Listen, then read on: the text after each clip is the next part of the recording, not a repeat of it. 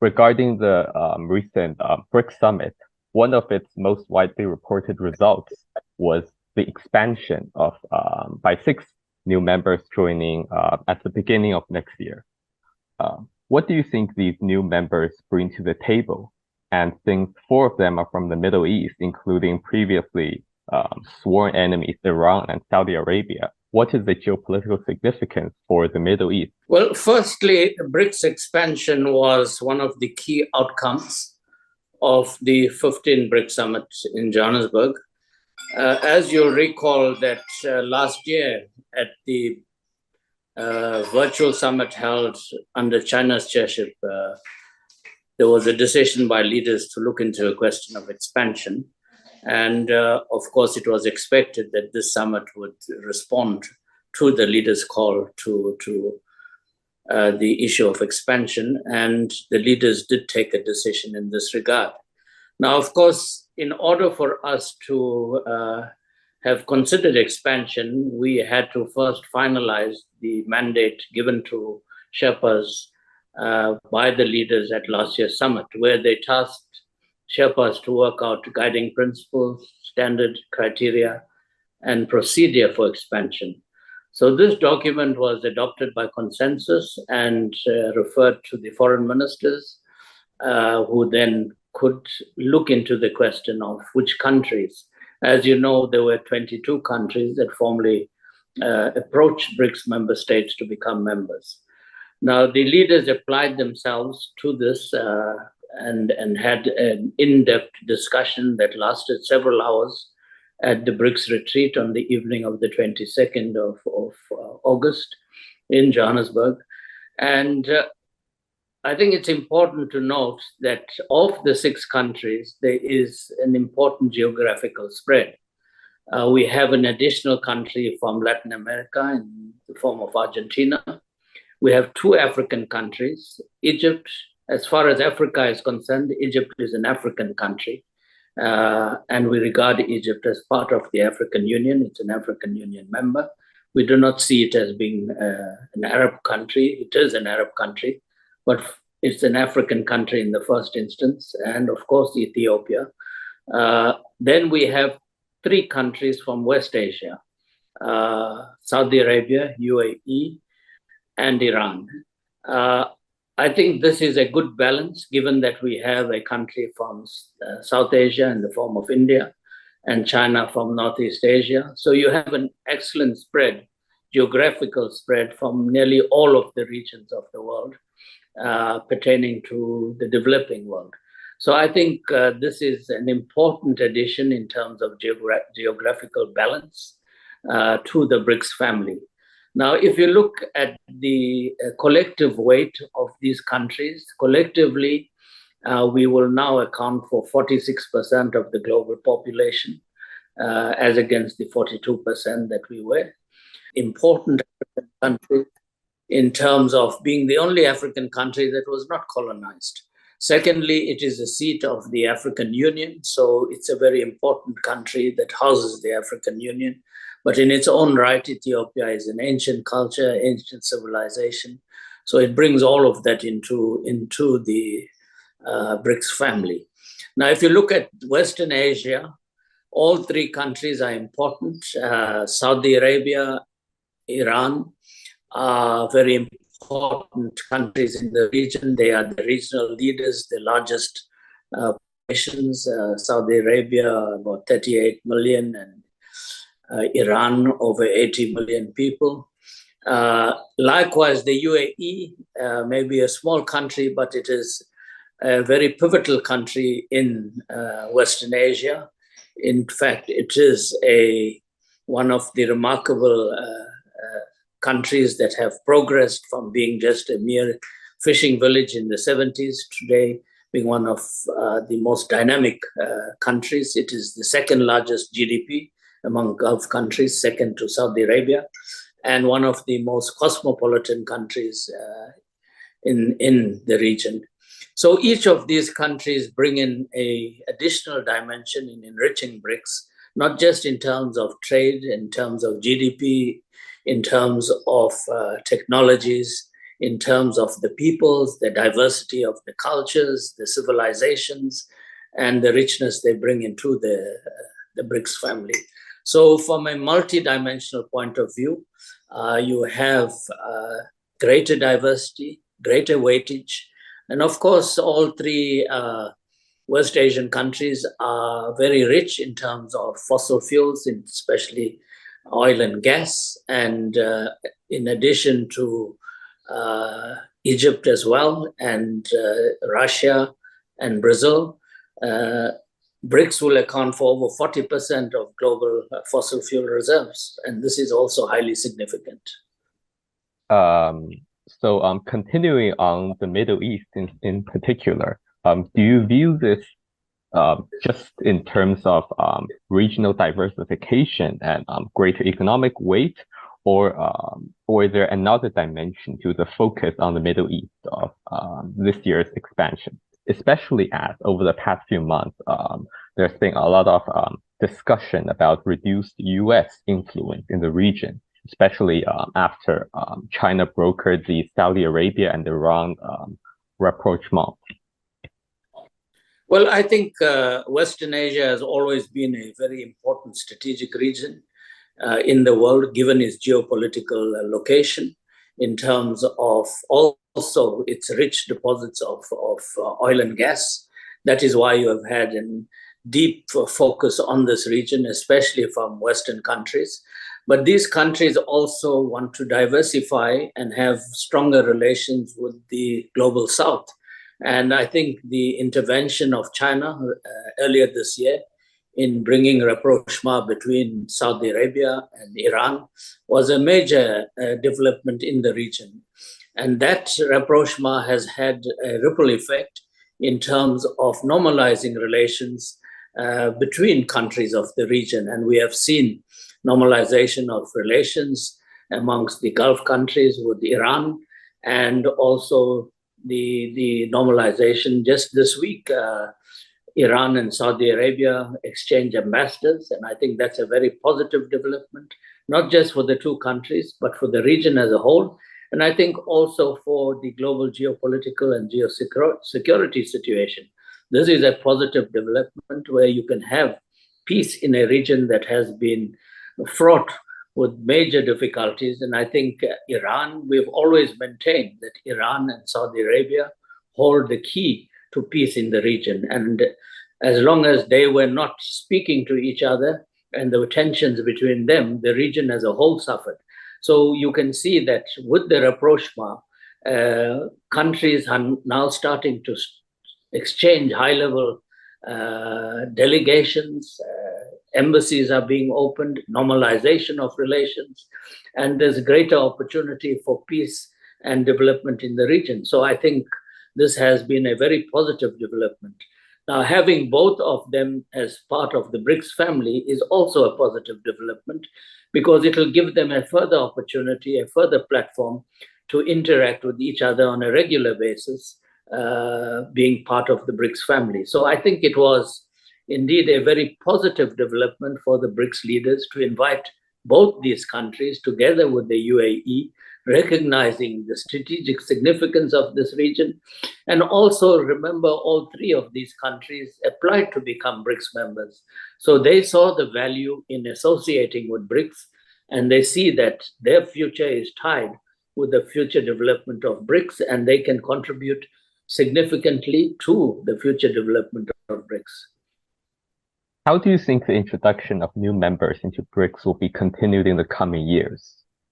Because some media reports have claimed that India or Brazil had wanted to set stricter standards on the admission of new members, while Russia and China were unequivocally supportive of admitting new members. What have you heard, and how has this dynamic affected the final statement that they released? Well, look, I have been integrally involved in this process from its outset, and being chair of the Sherpa group, there is no truth to the fact that India and Brazil were opposed to expansion. I think this is misinformation, and I want to correct that. All of the BRICS countries, all five of us, had agreed on expansion. Where there were differences of opinion initially was the criteria that we need to develop. And this was an intense process. As you know, the process started under China's chairship last year. There were 2 meetings under China's chairship. Very little progress was made. But when South Africa took over the chairship this year, we had at least 6 meetings at the level of Sherpa and Sherpa. It was a very intense process that involved all countries. All countries were committed to expansion because that was the decision of all of the 5 leaders last year to start the expansion process. So there were no country opposed to expansion. I think this is unfortunate misinformation. And in any multilateral organization like BRICS, all countries would want to ensure that their positions are reflected. And eventually, through consensus, we were able to confirm the document that pertains to criteria and standards and so forth. And this made possible the movement in regard to progress on expansion so that our foreign ministers could look at what we had set down as criteria and apply themselves and make recommendations to our leaders. And I think the fact that we had consensus from all of the leaders on 6 countries, and this is a substantial expansion of BRICS. As you know, the last time BRICS was expanded was in 2011 under China's chairship at the Sanya summit when South Africa was admitted as a full member. So for the past 12 years, we have not expanded.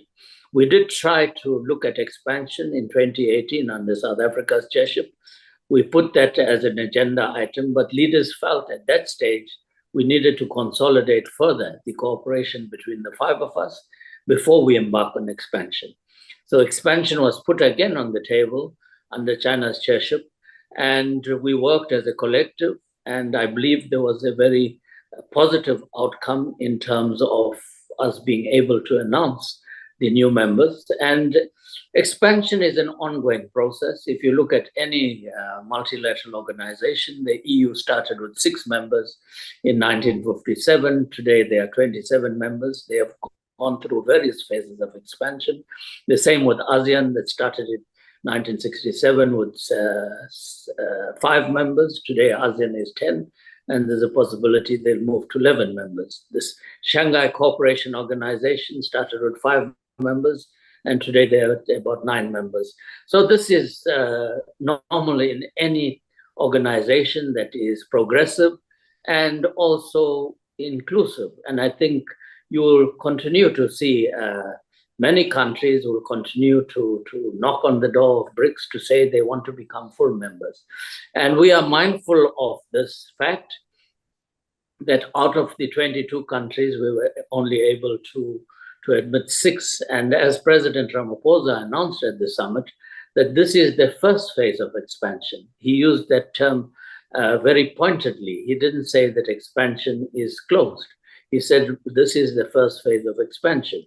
And if you look at Article 92 of the Johannesburg II Declaration, the leaders have tasked foreign ministers to look at the issue of developing modalities for partner countries and to report to the summit next year when the leaders meet in Russia for the 16th BRICS summit. So I think you will continue seeing countries wanting to become full members, and I am sure that expansion will be considered again. Going forward, leaders will have to apply themselves to this because there's a high level of interest from countries from the global south that would want to become part of the BRICS family. Okay, so a few brief questions. So first, briefly, what is the consensus admission criteria that was agreed upon? And also, what countries are you prioritizing out of the 16 that weren't admitted? Which countries are you prioritizing in terms of looking for admitting them into BRICS in the coming years? And also, like, why now? Why after over a decade is there expansion now? Well, look, in terms of the document that outlines criteria, standards, and guidelines. This is an internal confidential document that will now be shared firstly with the 6 countries. As you know, there was a formal invitation that was made verbally at the summit, but President Ramaphosa is in the process of writing to each of the 6 heads of state, formally inviting them to become full members and attaching the document criteria, which they will have to subscribe to.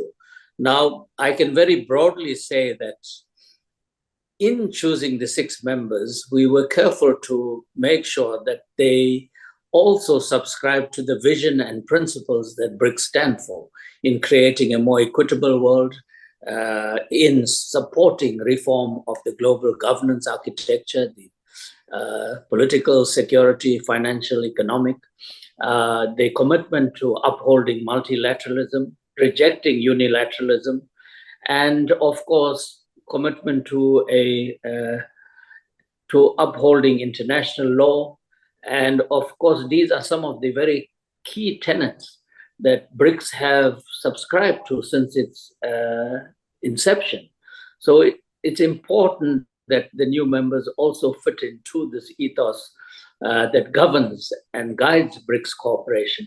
So these were key principles. And of course, these countries fully understand that, what BRICS stands for, and therefore they apply to become BRICS members. So I don't think they'll have difficulty in supporting the values and principles to which BRICS subscribe to and to which they are also keen advocates of in creating a more inclusive world, in addressing some of the major fault lines that still exist in the current global governance architecture. And of course, as I've indicated, they had to be of good standing in the respective regions, countries that are playing an important role in their respective regions, and of course internationally through the global multilateral system. And as I've also indicated, we also try to look at geographical representation so that BRICS has a good representation from across the region of the global south. And of course, another very important criteria is that you had to be a member of the global south, because BRICS is about developing countries. So these are some of the key principles contained in the document pertaining to the guiding principles and criteria. Now, of course, going forward, the foreign ministers, as I've indicated, have been tasked with looking at modalities for partner countries. Now, therefore, between now and the next summit, there'll be no more expansion. We will await the outcome of the ministers' consultation in terms of developing modalities for partner countries.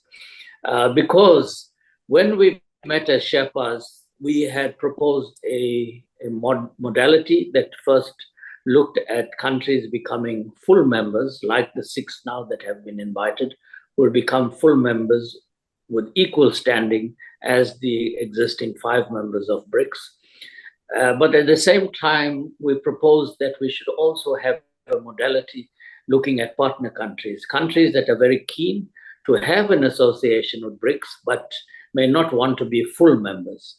And we have instances of that where countries have stated that they would like to be associated with BRICS, but have not applied for full membership. So that's the process that our ministers will be busy with over the next year, and come up with recommendations to the leaders at the summit in Russia next year. A first question: how will the addition of new members affect the acronym BRICS? I don't think the acronym will be altered or affected, because when you speak of BRICS today, BRICS has become a global brand in a sense. BRICS now signifies certain values and principles that has been championed by BRICS, but not just exclusive to BRICS. The fact that we had at the BRICS Plus and the Africa outreach, 61 countries in attendance, they all identify with what BRICS stand for. So BRICS today is not just about 5 countries. When you use the term BRICS, it's not specifically about these 5 countries. It's grown beyond that. It's grown as I've said, into a brand that represents the aspirations of the global South and what we would like to see in changing the current global architecture to be more multipolar, to be multi-civilizational and multicultural in terms of being representative of the nature of the global community. The global community is not homogeneous, it's highly heterogeneous. And that's the nature of BRICS. Very often BRICS is criticized in terms of being so heterogeneous, so different in terms of our systems of governance, in terms of our political systems, in terms of our peoples, our cultures, and so forth. But this is the richness of BRICS. This is why BRICS function so well. We don't seek to straitjacket everyone into a uniform code of behavior or how they should conduct their internal domestic affairs. We respect the sovereignty. We respect the systems of governance and the political systems of every country. And we value the richness of the traditions of each country, its peoples, its culture, its civilization, its cuisine, its modes of dress, its languages. This is the richness of BRICS. And that's the nature of the world. The world is rich because we have such diversity in it. The world is not a uniform society. So why should BRICS be criticized by not having a uniform system of governance between all of us? The strength of BRICS is each one of us bring to the table the diversity and the richness of our traditions and of our systems of governance. Regarding the issue of differences, there has been some concern that despite what you say, these differences might cause some issues going forward, especially in terms of internal functioning, because some countries within it have somewhat divergent interests, like India and China and Iran and Saudi Arabia.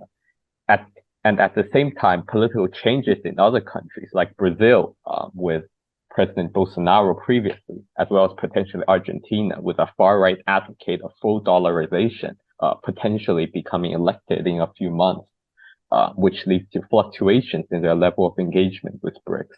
Do you think these concerns are misplaced? And how does BRICS deal with these potential issues? Well, BRICS is not a platform for countries to come and settle their differences. It provides a platform where they can come and discuss the differences and see if they can find ways and means of addressing these.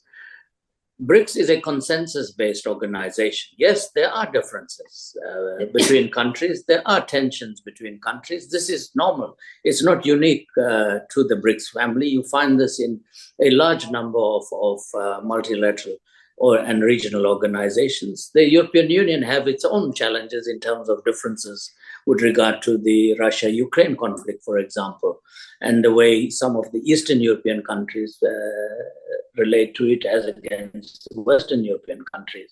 The same with ASEAN in terms of the challenges around Myanmar. You have divergent opinions amongst ASEAN members on this. And likewise, you find this in all regional and multilateral organizations. But it provides a platform where these countries can come and talk to each other. And I think that is important. Having a platform where countries may have differences, but they are still able to dialogue on the larger picture and concentrate on what is good for the global community and bracket for a moment the differences they may have. But look at what, as a collective, as important countries of their respective region, as important global powers, how they can work collectively for the good of creating a more equitable global order. And that is what BRICS is about. The tensions that are there between India and China, that will be addressed bilaterally. The tensions between Iran and Saudi will be addressed bilaterally.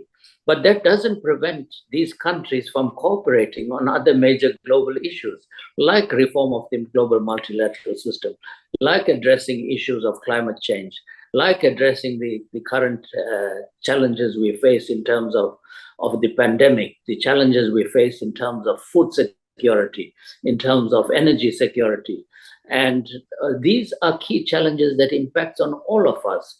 And this is the areas where we apply our minds as a collective and work collectively to address this in a positive manner. You mentioned the European Union, which probably represents the upper limit of how how much different countries can cooperate. And you see some issues, especially with regard to the Russia-Ukraine war, as you just mentioned, with differences of opinion leading to them, for example, failing to implement several sanctions packages and leading to international media reports that that are at least negative to their international image. So does this mean that there's a limit to how effective BRICS can be, or like it can be effective in terms of fostering dialogue, but it might be less effective in actually doing things in other fields? Well, I think if you look at the areas of cooperation, firstly within BRICS, we have 20 ministerial tracks, and this is increasing.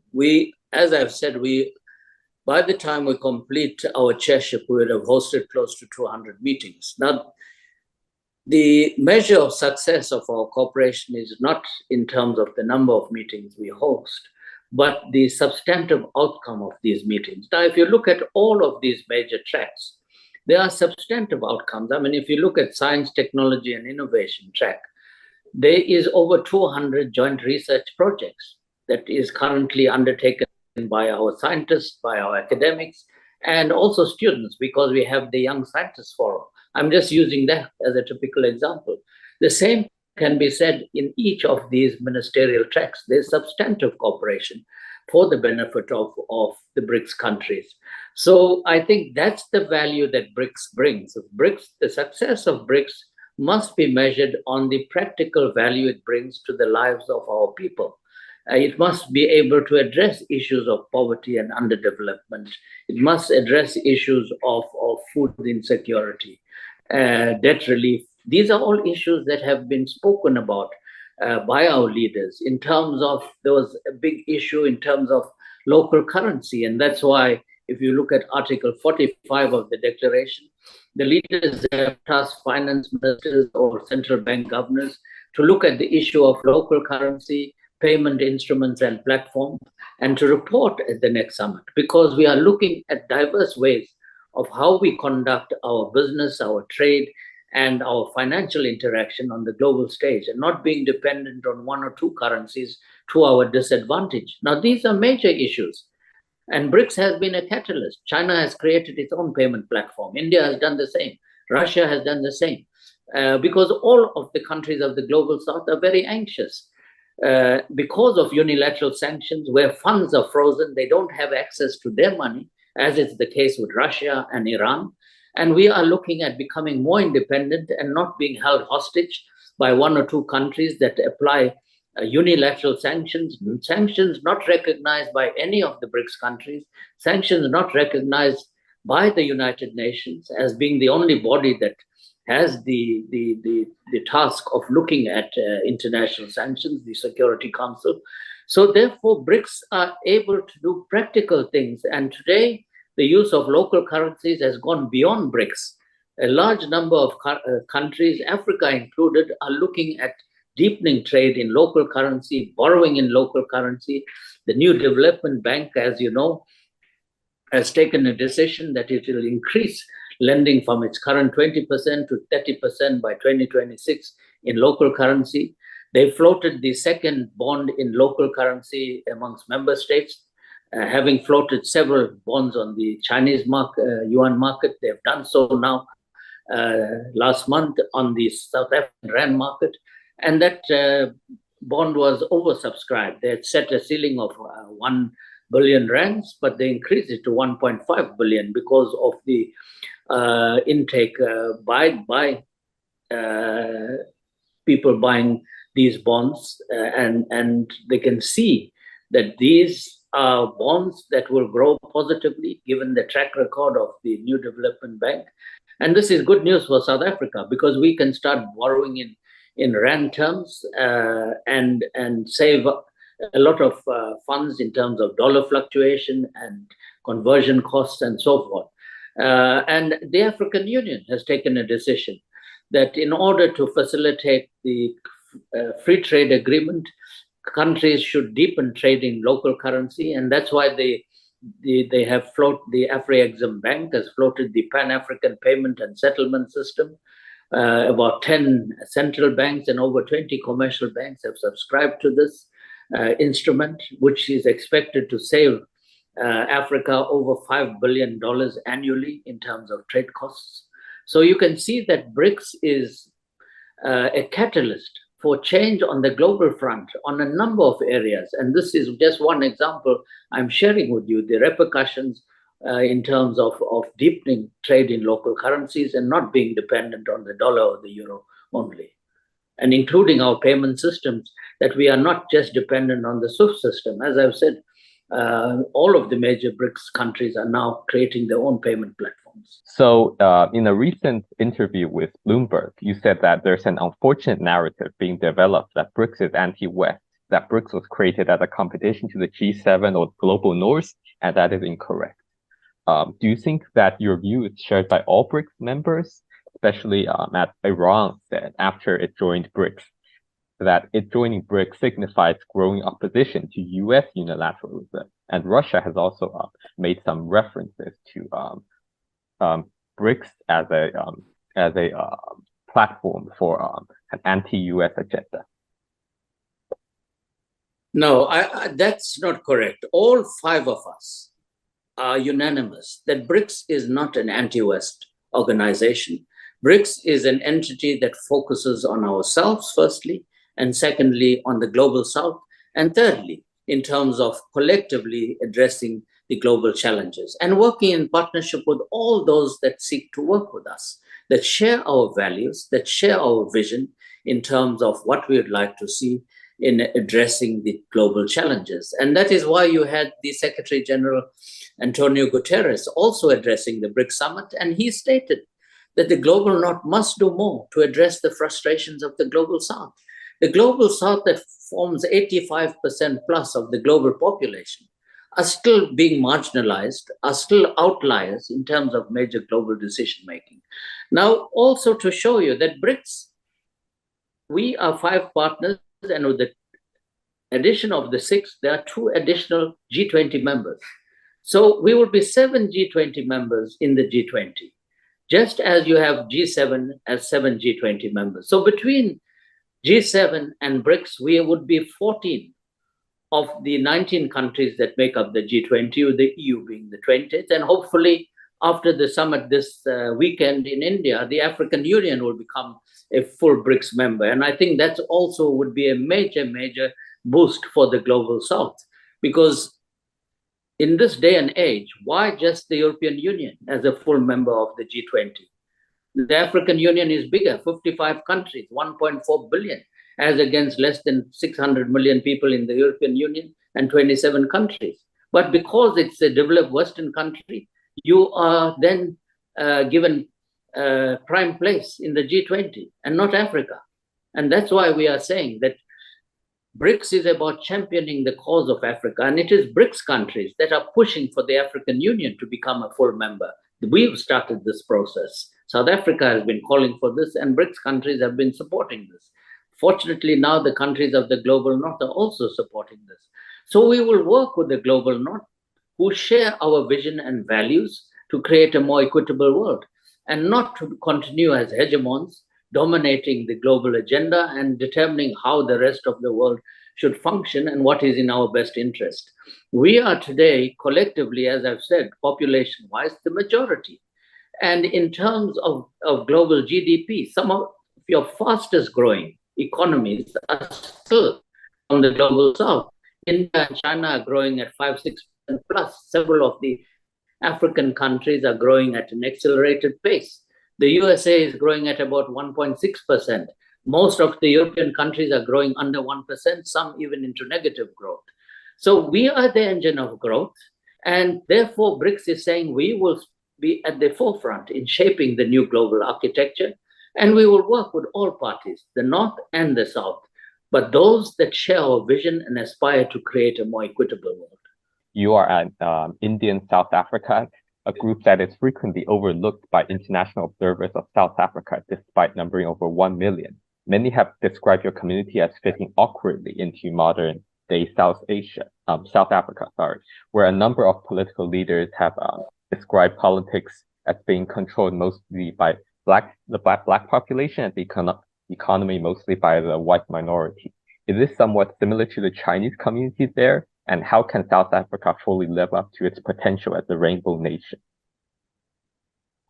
Well, look, during apartheid, all those that were not white were categorized as blacks, including myself and so-called Indian South Africans. We were all regarded as blacks. We fought in the liberation struggle as Africans because I'm first and foremost a South African. I'm third generation South African. I am not Indian. I'm South African. My identity is South African. I'm born and raised in South Africa. And I do not see myself anything else but a South African national. That's how I'm categorized even in my official documents. My government sees me as a South African. I mean, when I function as the Sherpa of South Africa, I'm not seen as an Indian South African. I'm seen as a South African, like any other person that I work with. And that's the beauty of South Africa. We have this rich diversity of races, of cultures, and of peoples and languages. That's why we have 11 official languages. And all of the various communities have an equal say and are equally respected through the constitution of our country. And I think that's the strength of South Africa. And that's why President Mandela described South Africa as a rainbow nation, because we are the most cosmopolitan, most diverse population in the whole of Africa. That's the strength of South Africa. And I believe that is why we have a program post the apartheid period into our democracy of national reconciliation. The default lines that existed under the apartheid regime based on identifying South Africans on the basis of race, this was against the very fabric of what South Africa's democracy stands for and what our constitution describes, where each and every citizen is equally part of South Africa, and we are all South Africans. Certainly, this makes South Africa seem well placed to promote the agenda of the Global South. It is. I think South Africa is a country that has come out of colonialism, of apartheid, of imperialism. We have faced all of these difficulties like many of the countries of the Global South, and we understand the pain and discomfort. So therefore, having come from this background, it is important for us to champion for justice, for fairness, and for equality and equal representation on the global stage. I always compare current global geopolitical architecture to apartheid South Africa, where you had a minority determining the fate of the majority. And that's what the Global South today is. We are the majority, but a minority, less than 1 billion people, determines how we function and what is in our best interest. And we are saying that the Global South has risen. We are major countries today. China is the second largest global economy, and it's predicted within a decade or so, it may become the largest global economy. India is the 5th largest global economy today, and within a decade or so, it will become the 3rd largest or so. Brazil is a major economy in the top 10 of global GDP. So the Global South has changed.